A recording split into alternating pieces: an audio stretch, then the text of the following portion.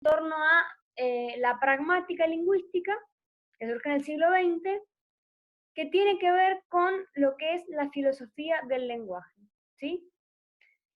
Entonces, como yo no pretendo que ustedes sean especialistas en filosofía, ni es tampoco la intención de la materia, sí solamente dar algunos tips o ítems de algunos pensadores que han sido relevantes para entender un poco lo que es el lenguaje y la comunicación, ¿sí?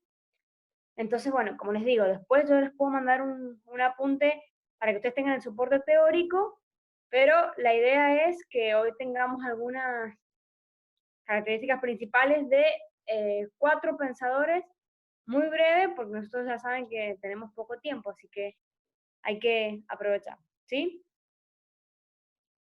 Lo primero que vamos a trabajar es que muchos, creo que si es que no todos, lo mencionaron en práctico, es a Saussure, ¿sí? Que se escribe Saussure. Ferdinand de Saussure, que es uno de los representantes de la semiótica justamente, por eso lo han incorporado al práctico, nació en Suiza en 1857 y, digamos, si bien él tiene mucho para acordar o acotar, etcétera, lo que me interesa a mí es que podamos entender que él hace una distinción interesante entre lengua y habla. ¿Por qué? Porque la idea de él es que la lengua no es el lenguaje nada más, sino que la lengua tiene que ver con un hecho social, mientras que el habla en sí es un acto individual. Entonces, fíjense, esta distinción a él le permite también marcar un poco el ámbito individual y por otro lado el ámbito social, es decir, lo que sería a nivel micro, la lengua, y lo que sería a nivel macro, ¿sí? Perdón, la lengua como macro y el habla como micro, ¿sí? Esa es la idea. Esto es interesante porque en realidad nunca nos ponemos a pensar que yo podría hacer una distinción entre lengua y habla. Normalmente o los usamos como sinónimos o directamente ni nos ocupamos de pensar la posibilidad. Entonces, bueno, la apuesta de la cátedra está en que podamos ver que esta distinción nos permite pensar algunas cosas que son interesantes realmente, ¿sí? Esa idea de que hay algo más social versus algo más individual es interesante y hoy por hoy también, por ejemplo, con el lenguaje inclusivo se podría pensar muchísimo, porque el lenguaje inclusivo está apuntando a algo más social, pero efectivamente en el día a día, en el habla, no todo el mundo lo usa, no todos los individuos lo usan. Entonces ahí vemos que individualmente cada persona va a elegir si usarlo o no, ¿sí? Por otro lado, tenemos a Wittgenstein, que se escribe con W, que es un austríaco que nació en 1889. Wittgenstein tiene dos, digamos, grandes textos. Por un lado, el Tratado Lógico-Filosófico, que es de 1921, donde hay dos tesis fundamentales que son las que quiero destacar hoy. Por un lado, él dice que el significado de una palabra es su uso en el lenguaje. Fíjense, en el primer texto que yo les di, la primera clase, decíamos que se podían pensar los lenguajes en 3 sentidos, a través de la semántica, a través de la sintaxis y a través de la pragmática. Y la pragmática, que es también donde surge todo esto, tiene que ver con el uso. Entonces, fíjense, el filósofo va a decir que el significado de una palabra es su uso en el lenguaje, o sea, significa lo que la gente le da significado en cuanto al uso, ¿sí? Ya no nos vamos a la semántica, al significado de la RAE, ¿no? El diccionario digo, esta palabra significa tal cosa. Significa algo en el uso. ¿Qué ejemplo podríamos pensar de eso? Términos que tengan un significado según o a partir del uso.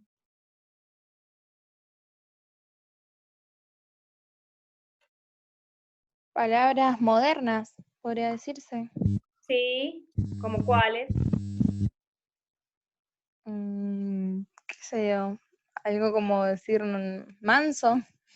Sí, muy bien, manso, exactamente. Perro, muy bien. Gato, muy bien. ATR, UPD, todos esos son ejemplos de pragmática. Entonces, hay un significado del término y que está justamente asociado al uso, ¿sí? Esa es la primera tesis interesante que tiene en este tratado, que en sí es súper extenso. Insisto, no vamos a indagar en la filosofía porque no es mi intención. Y una frase interesante que tiene este autor austríaco es que él decía que de lo que no se puede hablar, en realidad hay que callar. La verdad que podría ser implementado por varios, ¿sí? Sobre todo gente del ámbito de farándula o de la política, ¿sí? Lo que no se puede hay que callar, decir, bueno, yo no voy a poder hablar de todo lo que se me ocurra.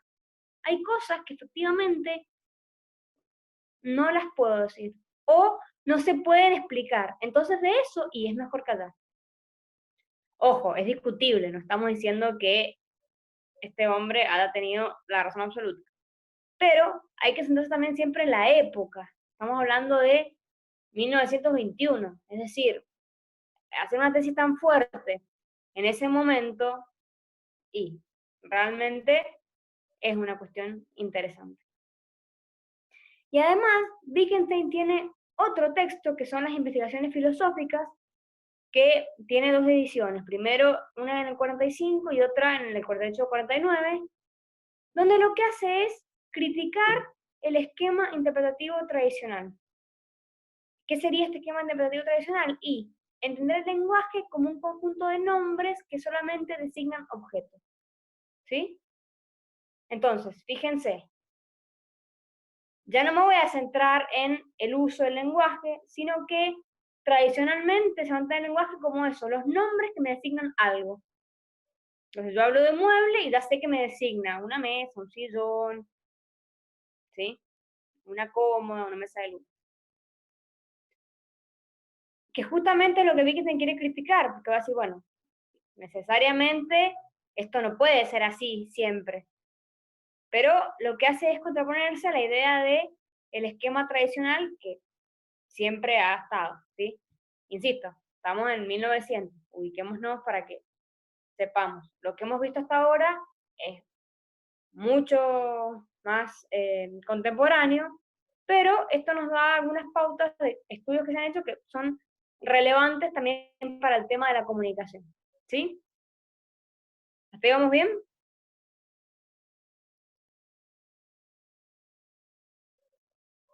Están mudos, Sí, otra vez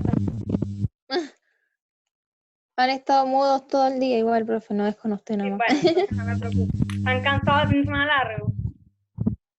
Bueno, sigo un poquito más. Entonces, Saussure por un lado, Wittgenstein por otro. Después tenemos a el inglés John Austin, que nació en 1911. Fíjese, un poco posterior. Lo que le interesa a Austin es considerar el lenguaje en sí mismo. Y para eso, él tiene un texto que se llama Cómo hacer cosas con palabras, que el nombre también es gracioso, pero tiene su cuota de creatividad, que es el 65, donde él hace una distinción, en verdad hacen dos distinciones. Una primera distinción en cuanto a los enunciados. Él dice que existen enunciados declarativos, que son verdaderos o falsos, y por otro lado, existen enunciados ejecutantes. Ya volvemos a esto. Cuando yo declaro algo, eso que yo declaro puede ser verdadero o falso. Yo puedo decir, el pizarrón del instituto es blanco, y en ese caso sería verdadero, o puedo decir que las clases son presenciales, y en ese caso sería falso, ¿sí? Eso es un enunciado común, normal, por eso él usa el término declarativo, me están declarando algo.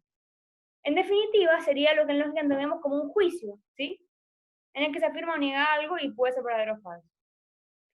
Pero los ejecutantes, él dice que no son verdaderos o falsos como los declarativos, sino que son enunciados felices o infelices. ¿Por qué? Porque la idea de enunciado ejecutante en Austin hay que entenderla como aquel enunciado justamente que se pronuncia mientras yo realizo una acción. Por ejemplo, cuando alguien bautiza a un bebé, ¿sí? Cuando él dice, el sacerdote dice, yo te bautizo en el nombre del Padre, y mientras le tira el agua o le hace señal de la cruz, eso es un enunciado ejecutante, ¿sí? Porque hay una acción mientras está diciendo. No es una simple declaración, hay una acción que acompaña el enunciado. Claro, también puede ser como cuando decimos que sí, asentemos con la cabeza, como cuando decimos sí, movemos la cabeza. O por ejemplo, cuando la doctora Polo dice, he dicho caso cerrado, y golpea con el martillo.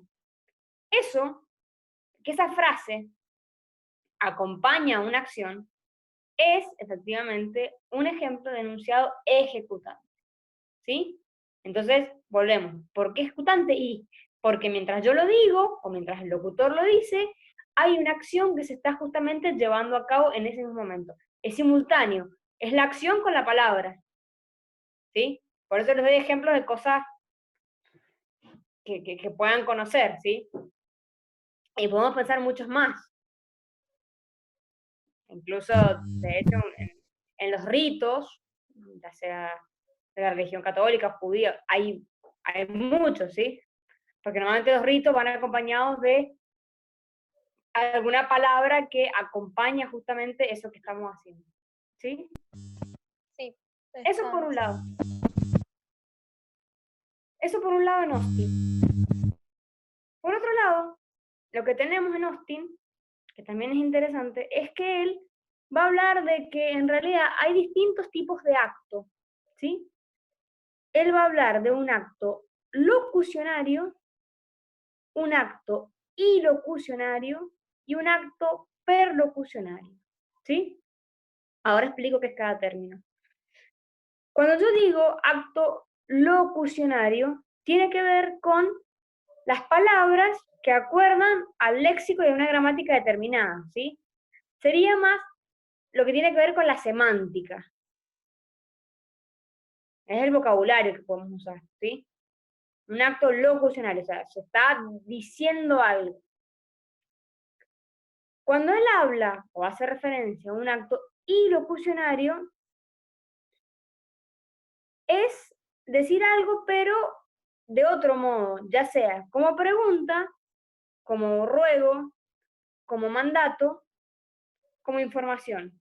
¿Y por qué se llama ilocucionario? Porque él entiende que estas ideas de pregunta, información, mandato, son en realidad fuerzas ilocucionarias. O sea, le dan al habla una impronta, una marca que va a cambiar según la fuerza que yo tenga, ¿sí? Porque no es lo mismo decir algo a modo de pregunta. Si yo digo, chicos, ¿estudiaron para el parcial? A que si yo digo, chicos, estudien para el parcial. Así yo digo, bueno, el parcial va a ser, ¿entienden? Todo eso es una fuerza locucionaria desde Austin que nos permite justamente